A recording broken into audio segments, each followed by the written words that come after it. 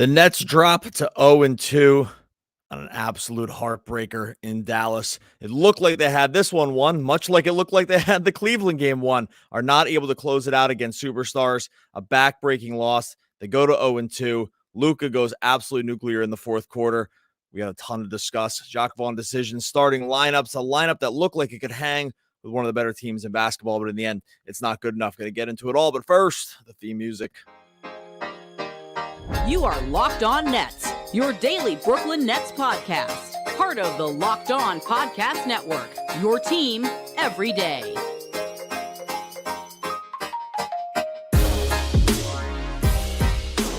Brooklyn, yo.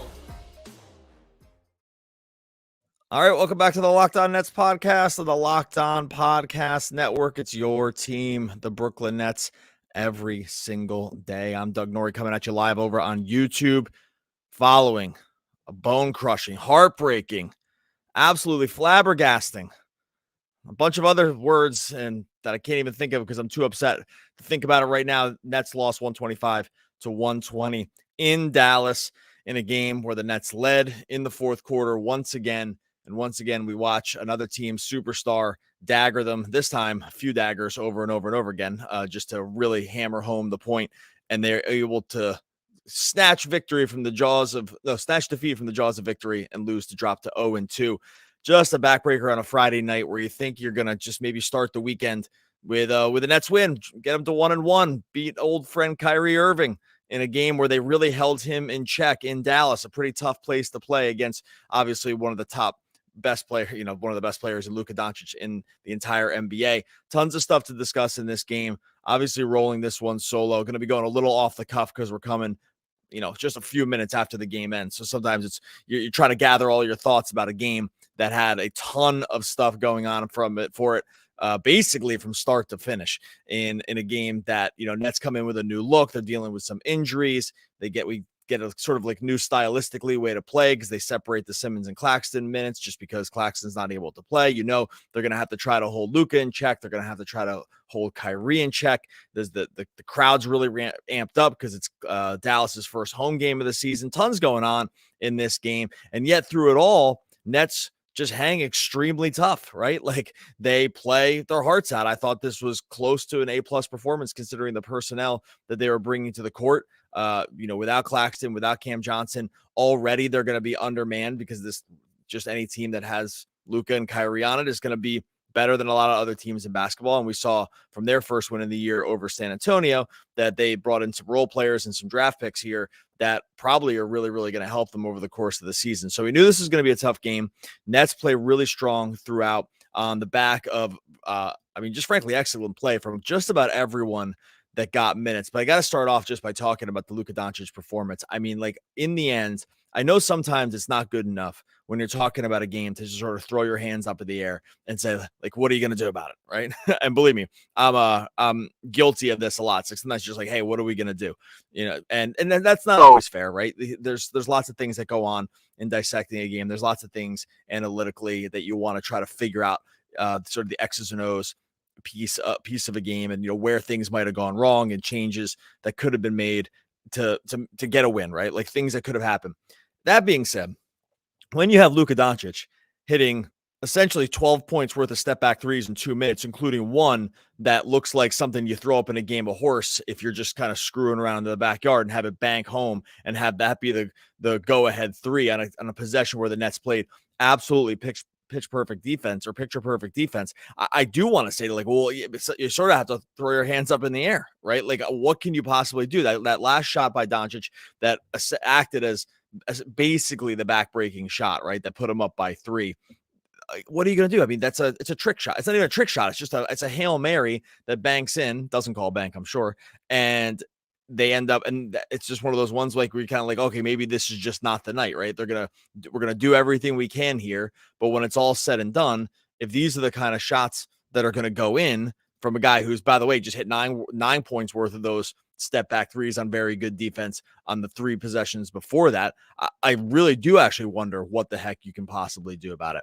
And, 26 seconds left, they go up by 3. Obviously Nets still have a couple more chances here, but you can kind of just feel it. you can kind of feel the air come out of it, right? When that Doncic 3 banks in, you're like, okay, well, it looks like we're just looking at one of those nights, because he ends up dropping 49, 16 to 25 from the field. I got to tell you, he drops 49 points. I thought the Nets did a good job on him, like, all things considered. I think, like, in general, they had a pretty good plan of attack here, and the defense that the Nets were trying to employ down their best defender and one of their better switch defenders in Cam Johnson, and still, and it's like, okay, you'll get to the end of the night, you say, oh, a guy put 49 points up. How can you say you played him well? Look, if you watch the game, they hounded him, they bothered him, they made these shots tough. He just made really, really tough shots over and over and over again. So when you see that ball bank in, you got to kind of think to yourself, maybe this isn't the Nets night. Then you start thinking, you should really start to spiral. Maybe this isn't the Nets season. And and you're like, what am I doing with myself on a Friday night? But hey, man, that's basketball. And sometimes that's just the way it goes. So Luka ends up dropping 49, including the backbreaker at the end. He goes for 49, 10 and 7. There's a reason he's in the MVP discussion. There's a reason he's one of the very best, top 3, top 4 best players in all of basketball. This is kind of what you get. And there's going to be some nights where this does happen to you, and best laid plans and, all your intentions about how you're going to defend the guy or how you're going to be able to stop a guy. I do wonder sometimes when he's got it going like this, like, what is there to be done that can stop him? He can see every angle. He can see every pass. If you're not going to defend him, if you're not going to get in his hip, he's going to hit some of these crazy shots. If you're going to double him, he's just going to pass right out of it because he sees over everything, and he's going to find open shooters elsewhere. And you are kind of behind the 8 ball when it comes to Luka. So got to just give respects to Doncic. He ends up winning the game. I think he ends up winning the game much more than the Nets end up losing this game. I don't think that's really up for debate. Again, the Nets dropped put up 120 points in this game, right? Like, they shot really well from 3. They had multiple double-digit scores, including Cam Thomas dropped 30. I'll talk about him here in a second. But, in a game where you put up 120 and you shoot close to 50% from 3, and you lose, it's like, okay, so someone else on the other side must have done something pretty spectacular. And that was it. Luka drops 49. No one else even gets over 20 points, including Kyrie Irving, who went for 6 for 17 for Dallas. So in the end, a total bummer of a loss. But, sometimes you have to there has to be a tip your cap moment at some point and say, hey, like, we're watching one of the greats here. And sometimes you get to watch one of the greats do some really, really great stuff. And that was the case with Luka. When it comes to the Nets, okay, a lot going on with this team here, and coming off a game against the Cavs where there was debate about sort of what was the fault of the loss. Was it Jacque Vaughn's sort of management and game stuff? I could definitely hear that part of it. Was it Simmons and not really kind of come into full fruition with his game? He plays limited minutes. Was it sort of the herky jerky rotations, or what was it? Was it just like, were they only in the game because Cam Thomas went nuclear, and that's the reason that they were staying in the Cleveland in the Cavs game before they ultimately lost to Spider hitting the 3 at the end?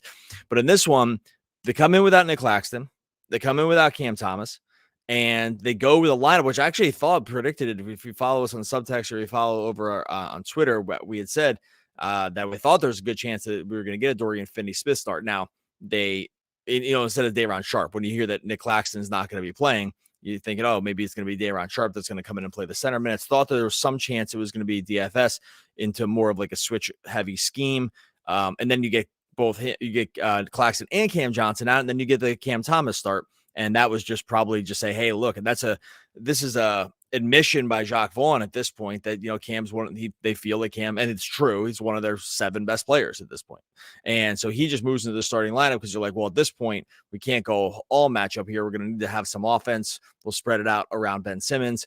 We'll get some spacing. We'll go 4 out. We'll hope that Simmons can get into some of his bag offensively, and we hope that we can hit threes. From that standpoint, the strategy definitely worked, right? I just said they hit 50% of 49%, hit 49% of their threes.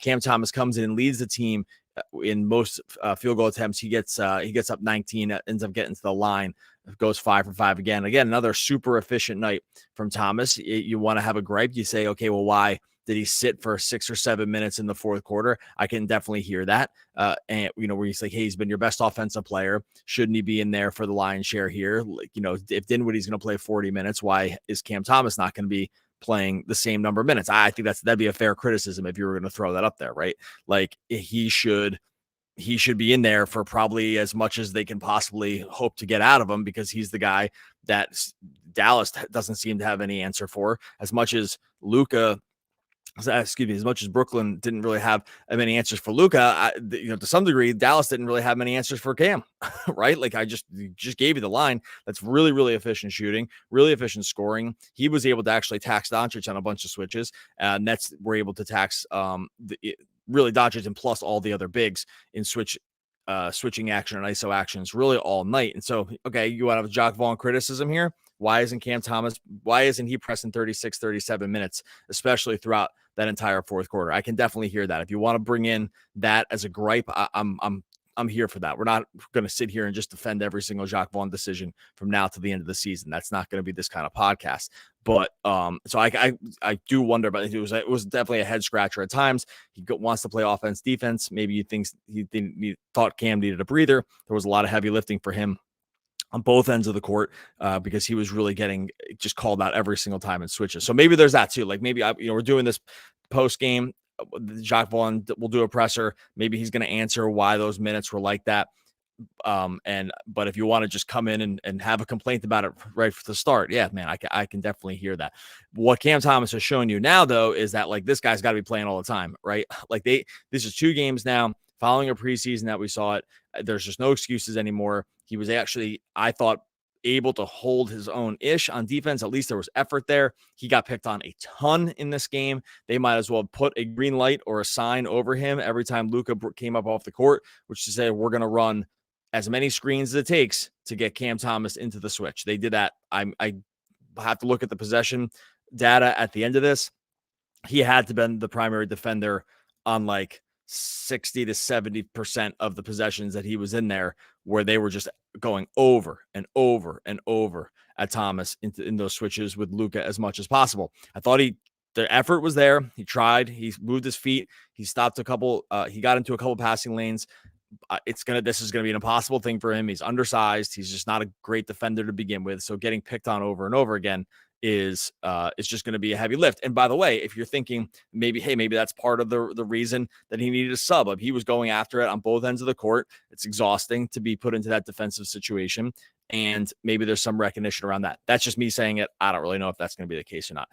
Regardless, what we've seen from Thomas is that he's vaulted himself into has to be a core play, obviously, every single night for the Nets, has to be a core part of the rotation. He's just too dynamic of a scorer at this point, and there's really no excuse. I'm sure what's going to come into the conversation now is whether or not Cam Thomas should be in the starting lineup over, say, Dinwiddie. I mean, Dinwiddie shot 8 for 17 and 6 for 12 from 3 on his own tonight, so it wasn't like he was dead weight or anything. But there probably will be some conversations around where these minutes should go, because they're just getting so much out of Cam at this point that it's like you have to try to find reasons to say to yourself why he's not on the court, right? Like what possible reason should he not be out there 35, 36 minutes a night if he's going to put an effort on defense and this is the kind of scoring. So we're going to probably have some debates around this. I'm not sure exactly where I land, except to say it's like the guy's been amazing. It's all superlative for him. He's been unbelievable. He's been arguably the Nets' best player for the first 2 games of the season so far, which is really saying something. And he's just put himself in a position that, sometimes it's a good problem to have. Like you want to have good players that you can play. You want to have options. There's been too many times where the Nets have felt like there's no options, right? It's like, who are they going to play? LaMarcus Aldridge or Blake Griffin? You're like, well, both sound terrible. I don't know. Right? Like there's situations that have come up like that in the past. I don't feel like the Nets actually have this exact problem, except that now we're going to run into an issue where, every time I can already see it happening too. It's happening on my timeline. Every single time this guy is not on the court, people are losing their minds because they want to have him out there on the court for the scoring. Like this is happening the whole fourth quarter. Like, why isn't he out there? Why isn't he playing? Why is there a 6-minute stretch where he's not in? The Nets gave away the lead during that time, and that's brutal to watch. And I totally get it. And it's a good problem to have good players. It's a not great problem if there's going to cause sort of just issues up and down the rotations about who should be playing and who should not. Because again, I thought basically everyone that played tonight played really well.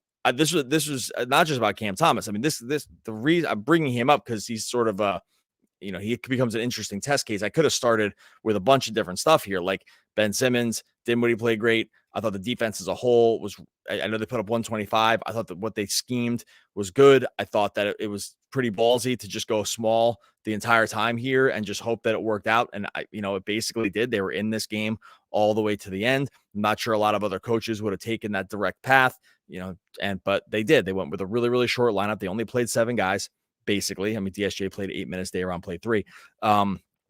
And they just kind of put their best foot forward. So interesting game. Like I said, I wanted to start with Thomas. We'll get into Simmons here in a second, and just want to thank everyone that's over on YouTube Live. Got a ton of people in. I'm going to try to, no Adam tonight, but we're going to try to hang out for a little bit. If you have some questions that you want me to answer, we'll go through the regular, just sort of debrief on the game here, and then I'll take a few questions as we get into the night. This late Friday night, because I can see there's tons of people in here, and obviously this chat is absolutely popping off. So if you are if you're in the chat, if you throw at Locked On Nets there, it'll be a little bit easier for me to see, because as I'm rolling here solo, sometimes it's a little hard to track the questions and the conversation, and just kind of try to keep my thoughts together. Ben Simmons night. Look, we talked about sort of some of the struggles that Simmons had early in the season, saying that some of it, I think, was like party come on his own, and some of it was that there's the pairing between Nick Claxton and Ben Simmons is problematic, right? From a stylistic point of view, from what they both do well and what they both don't do well. This pairing has been really bad going into this game. I mean, obviously Claxton didn't play. Let me see if I can pull this number up here, because I tweeted it before, but I got to run down my timeline, and I closed the tab. I had looked up the Ben Simmons plus Nick Claxton minutes this over the course of their time together in Brooklyn without KD and without Kyrie. So you got to take out those 2 guys. I think we talked about this on the podcast the other night. Yeah, they played 82 minutes together this over the last 2 years.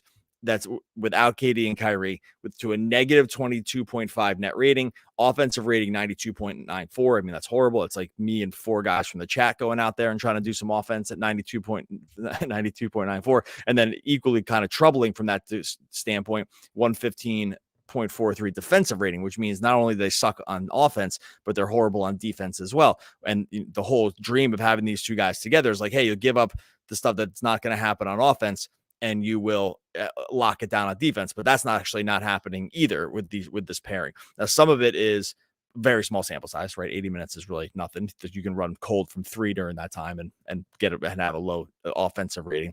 Probably some of the other part too is the offense is so bad that they're never able to, these lineups are never able to set really on defense in the way they want to, because they never make any shots. So the other team is out there and just in cross matches or transition or whatever it is.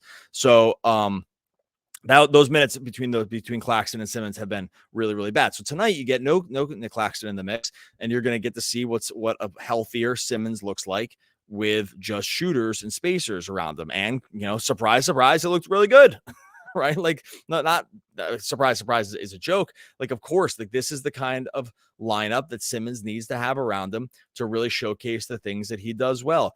And this was, this between the preseason and the Cavs game, this was easily his best game. Easily, wanted to get, I think he took the first 3 shots for the Nets. He was trying to get to the rim. There was a couple curious times where he didn't attack smaller defenders in space. So you're always going to worry a little bit, but overall, 10 points, 10 rebounds, 8 assists, 2 steals, 2 blocks. Was up on Luka, really stupid foul on Luka near the end of the game, but whatever. I thought overall, when you have Ben Simmons and you have most of the rest of this roster around him, like this is exactly the kind of game, or excuse me, the exactly kind of thing that you're looking to put together with him. Have him out there, have 4 guys that can shoot threes at all times, which is the Nets basically did, right? They started with Mikhail, DFS, and Spencer and Cam. We know all those guys can space the floor. The only 2 subs were Royce O'Neal and Lonnie Walker. Lonnie Walker played really, really well in this one also. Despite a couple dumb fouls on him, but either way, 21 minutes, he goes 3 for 5 and shoots well. So it's like, okay, we got 6 shooters, we got Ben Simmons, and let's see what we can do. They pushed the pace. They got up 120 points. They got a ton of great looks. He tried to get to the rim a few times, right? He ends up scoring double-digit points. And they were effectively able to play off, like they got their Derek Lively the second out, where he drew the start. He looked amazing against Wembanyama and company the other day, and they basically played him all the way off the court. Like he wasn't able to stay on. They had to go with Maxi Kleber. They had to go with Dwight Powell a little bit more. And this is the dream of what you get with having Simmons and I really wonder now, I leaned away from the mic there. I really wonder now, like sort of what problems this potentially puts on the Nets to understand that the pairing of Claxton and Simmons doesn't work, that Claxton, his own with ball handlers is going to be fine because that's, he can rim run and he can protect the paint and put backs and all this other stuff. But with him paired with Simmons just doesn't work. Like we just know this. It's not, this isn't rocket science. We've been saying this for a while. This is not how the modern NBA works. Like it's really, really hard to have two non-spacers on your team at the same time, unless like your three other guys are like Steph Curry, Klay Thompson, and one other dude, right? Then you can do it. Like short of that, it's been pretty much proven that it's going to be really, really tough for any other group of guys to do it. Nets are no exception here, obviously. So Nets are in a curious spot, I think, with what to do now, because you can stagger these minutes only so much. You have to make decisions about who's going to be out there on the court. They are in a hard place with this in terms of like how it's going to ultimately shake out. Again, when they brought Simmons in before, or originally, don't forget, Kevin Durant and Kyrie Irving are on the team. When those guys are on the team, it's a little bit different. Like those dudes are so unbelievable in space. Those guys are just offense among themselves. You can live with these other two dudes on the court together. I was sort of joking about the Klay and Steph thing, but like the Nets had a version of this in KD and Kyrie, and it's not going to that's going to mask sort of some of the deficiencies around the other guys. Nets don't have that anymore. So now playing these guys together is just kind of brutal. And when you watch them hang all the way with Luka and Kyrie and the Mavericks in a hostile environment, you do start to wonder, like, hey, this is what we need to just see more. And without Claxton, and it's not an anti-Claxton take. It's just like a pro putting the five best guys on the court that all work together take. That's ultimately what we really, really want to see. But a really encouraging game, I thought, here from Simmons. He was getting after it. He was trying to get to the rim. Usage still pretty low. 8 shots is still probably not enough. That's got to be up in double digits just because he's got to be pressing every advantage he can. Like if he has Kyrie Irving in front of him, like he's got to go to the rim, right? You got 4 spacers around you. The whole reason to be out there when Kyrie gets switched on to you is to go to the basket. And if they collapse and bring help, then you kick out. We already know Simmons is really good about that. But when he never squares his body and doesn't want to do that, we're still kind of waiting for when that happens, then it will all have come back together for Simmons, right? I think we're almost there. He's getting really close. He's starting to look like the version of himself that was really good in Philly, but there is still that one step that needs to go. And it's that last piece, which is when you have the smaller defender or you have the slower defender, you have to square your body up to the basket and you have to get downhill. There cannot be the turn to the side, DHO, and it just can't be happening every time. But we also saw with Simmons tonight, early on especially, was when he's in there without Claxton on the court, they would run the DHO, he would mini screen, then he would get himself down into the dunker spot. And they kind of went away from this a little bit later, but he'd get himself in the dunker spot and they'd either find him there and he'd get the ball down there and kick out, or he'd just try to go up to the basket. Like, that's great. Like, that's what they need to keep doing. Again, they got away from it a little bit in the second half, but ultimately I think you look at this game and you say to yourself, hey, this is the version of Simmons that we thought we were getting. This is the version of Simmons that has the best kind of guys around him. And like, this is where we end up ultimately wanting to go with his game and who's going to be paired with. So I think overall, it's really hard to get into this podcast here after a loss and be like, okay, well, they've lost. They're 0-2 now. And we've had a lot of positives to take away because you're 0-2. Being 0-2 sucks. Like, you want to win every single game, especially when they're close. You're hoping that you can take one of these games and make it a victory. But I think with the Nets team this year, we're just going to have to keep, this is going to be a steady theme, is taking, I think the wins will ultimately come. I think there's going to be some of these games are going to ultimately be able to close out. It just hasn't happened in the first 2. And that's really disappointing. So want to get to some questions here in chat. Again, really, really appreciate everyone that has stuck around. I'll close out the regular podcast episode here just because we'll post that on the podcast feed. And so there'll be like a 2-second delay.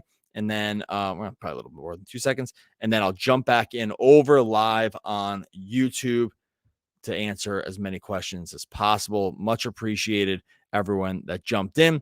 And for everyone that's listening to the podcast, we will be back later on Monday talking more Brooklyn Nets basketball.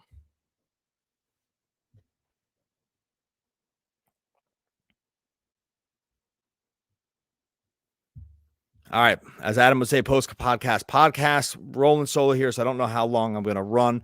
But it's always hard when there's so many people in chat and everyone's got tons of stuff that they want to talk about. Like I said, if you have a question, throw at Locked On Nets into the chat. Try to get as many questions as I can.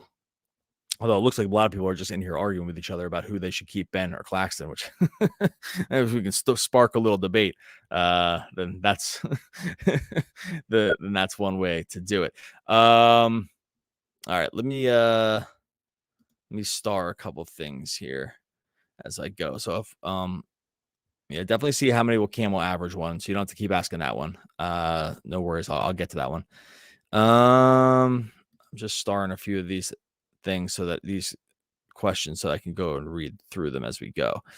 What's wrong? Bridges. Okay. Yeah. Oh, someone from Locked On Nets is coming in here. I started this one by mistake. Adam was here. He had some technical difficulties, so that's why he's not in. Yeah, no, he's Adam. Adam was here. This is one of the reasons we got started late. There was a few technical difficulties with the service that we're actually not sure what the problem is. Doesn't really matter. So anyway, and you can hear my throat starting to go here. But all right, got a couple questions here. Let's go here. So what do I think Cam will average? This is really interesting. He's at the point now where I said at the beginning of the podcast, he's at the point now where you absolutely under no circumstances can't play this guy 30 plus minutes every single night. Like that we're there. It's there. It's happened. It's done. That you're going to, what you're signing up for there is him not shooting, 62-40, 62 from the field, 40 from three. Surprisingly, only 73% from the line. He's not going to be that efficient. So you're going to have to live with some clunkers. But at this point, you simply can't do it. There's going to be a mutiny. If he doesn't play 30 minutes a game, there's no excuse. Any guy that can score this efficiently in the NBA plays 30 minutes a game. That's it. Point stop. That's really all there. There's nothing else to actually really discuss.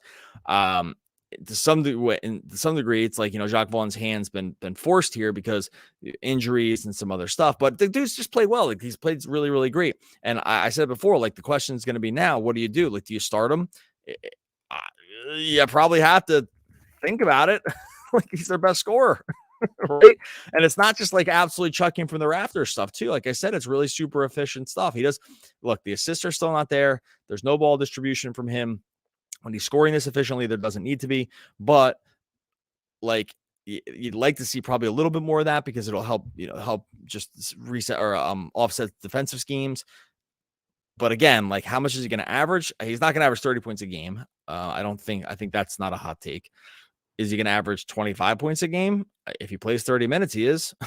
I think it's been kind of unbelievable so far. So I think the big question is not so much he's going to average. The question really becomes how much is he going to be allowed to play? And I think now through 2 games, it's pretty clear that he should be playing a lot. So, yeah, I was wondering about this one. What's wrong with Bridges? So I guess the question here is are you asking why isn't he scoring at the same efficient rate that he was last year? We were waiting for, most improved player. He was the odds-on favorite to win. We saw in FIBA the scoring from him was really strong. When he was with Brooklyn last year, he was at 48% from the field, 37 from three, and then 38 from three, 89 from the line. This year, the major difference with him is that he's just he's shooting less. The numbers actually aren't too far off, a little down in the efficiency from the field goal attempts, a tick down from 3-pointer. Actually, maybe it's more than a tick down. But it's only 2 games. I'm not so worried about the efficiency. I think that with him, his thing is one, just the volume has dropped off because Cam Thomas has taken so many shots now that those shots have to go somewhere else, right? The old joke, there's only one ball. That does apply here to some degree. If Cam Thomas is going to be in there and being super efficient and the usage is going to be this high, that's just going to mean less points for everybody else. That's pretty simple math, one way or the other. The transitive property, it's just, there's no point. If one guy's shooting, the other guy can't shoot, and Cam Thomas doesn't pass. So at that point, there are just going to be less shots to go around for guys like Bridges. The efficiency wise, I'm not really worried about that. The guy has shown that he can, he can score at 3 levels, and he's just really good just with the ball. So I'm really not worried about that. Like, that's going to come. I'm not sure that what's going to come, though, is like 26 points a game like he averaged when he was with the Nets at the end of last season. That always probably felt a little high. But now, if Cam's going to be playing this many minutes, I just don't see how Mikal can average 26 points a game. Or it's just gonna be really, really tough. It's just because I just don't think there's gonna be enough shots. So we'll see on that one. Again, probably in the old good problems to have category in terms of, having Bridges and Cam Thomas. But again, like neither of these guys are really built to get other people involved in the offense. So at that point, it's there are some diminishing returns, but not tons. All right, let me see what else we got here.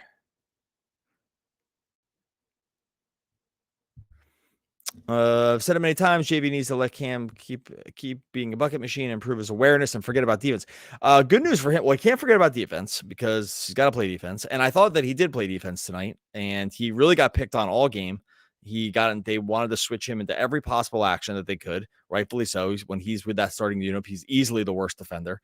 And so, because Luka is really, really smart and these guys are smart, he got picked on all game. He can't just not play defense. But good news, I think he was playing defense. So I agree, but I do agree that he should be playing more minutes. So I think I already agreed with that one. I'm going to try to queue up a few more questions because we got tons here. Okay, sorry. Pause in for 1 second. Well, if you have some I've talked a lot about Cam Thomas so far. So maybe if there's non-Cam Thomas ones, I'll take that. Just because I've talked a lot about him. And if you want to go back and listen to the Cam Thomas thoughts, I put up a ton or talked about this for a while. I read this one. Sorry about this. Okay. Well, this kind of goes back to something we were talking about before, but who's more valuable to the team, Ben or Claxton? I actually think that the problem the Nets have, and Adam and I have talked about this a bunch, is that both are valuable and they just aren't valuable together. And this is just more of a team level problem than it's not a problem. It's not a Ben Simmons problem, and it's not a Nick Claxton problem. It's a team problem that these two guys are now paired together, and it's just an inefficient pairing. I do not know what to do about this. This is a very hard question to answer. This is going to be something that will probably be, it kind of was part of a podcast that we did, and probably will be another podcast that we do, if not more than once, which is to say, what do you do about this? I do not know. It does not make sense for them to play a ton together. It does not make sense for one to just sit for tons of time because they're both really good. At that point, I mean, I guess like the options are to trade one of them. And if you're thinking about that, then that's a really hard pill to swallow too, because one, Simmons is not going to be tradable at his current contract level, even with the improved play this year.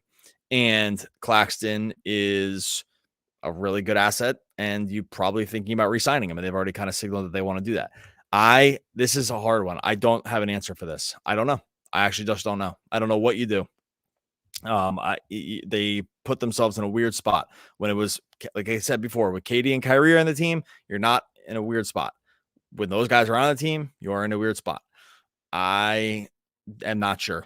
I'm not sure. I think I probably have to take some time to think about this one, just because it presents that's not an existential crisis. It presents a problem of having how the team was built that I'm not sure there's a good path to exit on. And it's just going to be a recurring problem, I think. Do I think that Bridges will regret spending the whole offseason playing 3-and-D for Team USA and not working on being a number one scoring option? That's like not totally true. Like, he came on as a scoring option for Team USA at times. I thought he was at times their best player. I don't think that's a problem. I mean, maybe there's a fatigue issue, which could be here. Like, you played all summer. Obviously took a much heavier load last year. Is fatigue an issue? I doubt it, but I don't think he'll regret that time. I think it was probably pretty important to go out and play on these teams when you're able to, and he's kind of the perfect guy for that. Was the defense stronger tonight? I thought the defense was fine, and which is, again, hard to say when you just let up 125 points to a team, to say, oh yeah, the defense is fine. But I think for what they had in terms of personnel, and what they were trying to employ, which was, bother Luka, not get crushed on switching. I thought they switched really well in this game. Try to hide Cam Thomas as much as possible, which they weren't able to do tons, but Cam kind of held his own. They didn't get, put into the basket with some of these bigger guys. I told you, they got Derek Lively off the court. He was like a non-factor. They didn't play Day'Ron, which was smart, right? So there's no drop coverage. It's switch everything and just try to make it as annoying as possible for Luka and Kyrie. Again, Kyrie was bad for the most part, right? He's 5 for 6 for 17 from the field. He was kind of close to a non-factor, except for a little short spurt there in the fourth quarter that kind of, kept them in the game. But for the most part, you barely, and this is all Luka. I thought the defense was the right strategy, and the execution just came down to Luka hit all those step back threes at the end. What can you do? I thought the defense on every single one of those 3-pointers from Luka, I thought the defense was good. And the defense was great on the one that he just Hail Married and banked in. So, what can you possibly do? He hit a shot that he hit a joke shot to put him up in the game. Sometimes it happens. It sucks. It can often feel like it doesn't happen for your team when it happens against your team. But in the end, I thought that, their defense there was pretty good on all those step back threes. Luka's just totally sick. He's, 250 pound, 6'11" guy that can see the whole court and make step back threes. If he's got it dialed in, good luck. So, and that's kind of what the story was there. All right. I am going to get out of here, I think. Let me just take one more run. Let me do 2 more of these. Someone said, do I live in New York? No, I don't live in New York. All right. Okay. You can stop putting how many camel average. I answered that one before.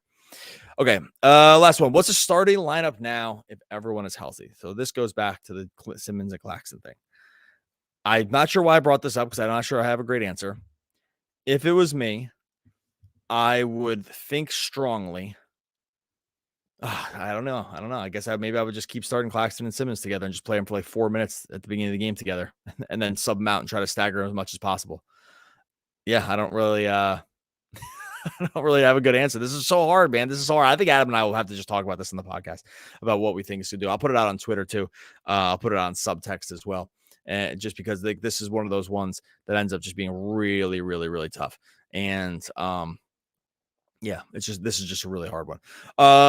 Someone said Nets, Jets, Giants fan for me. Adam's definitely a Giants fan. Adam's much bigger. Adam does a Giants podcast, One Giant Podcast. You go check that out. And I root for the Giants, but I'm just kind of a root for all football. Okay. I would bench Cam Johnson. I wouldn't do that. Okay. We are going to